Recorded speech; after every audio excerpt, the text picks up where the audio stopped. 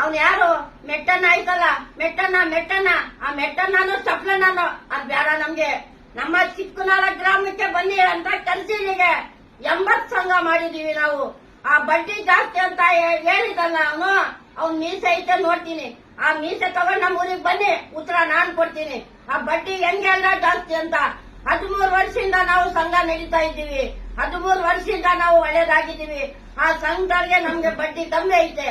ಈ ವರ್ಷ 3 ಲಕ್ಷ ಹಾಕಿದೀವಿ. 3 ಲಕ್ಷಕ್ಕೆ 3 ಲಕ್ಷ ನಮ್ಗೆ ಲಾಭ ಸಿಕ್ತೈತೆ.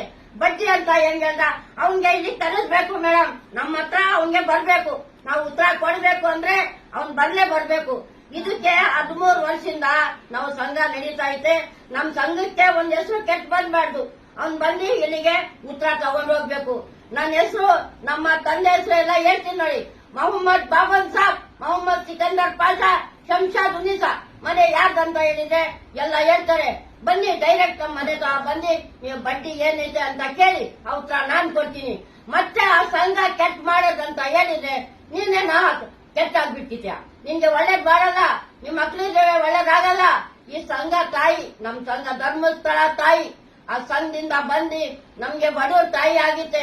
ಆ ಸಂಘದಿಂದ ನಾವು ಒಳ್ಳೇದಾಗಿದ್ದೀವಿ. ಆ ಸಂಘದಿಂದ ನಾವು ಎಷ್ಟು ತಗೊಂತಾ ಇದ್ದೀವಿ. ನಮ್ನ ಬಡವ್ರ ಹುಡುಗಿರು ಮದುವೆ ಮಾಡಿದೀವಿ, ಮನೆ ಕಟ್ಟಿದೀವಿ. ನಮ್ ಗಂಡಸರು, ನಮ್ಮ ಹುಡುಗರಿಗೆ, ನಮ್ಮ ಮಕ್ಕಳಿಗೆಲ್ಲ ನಾವು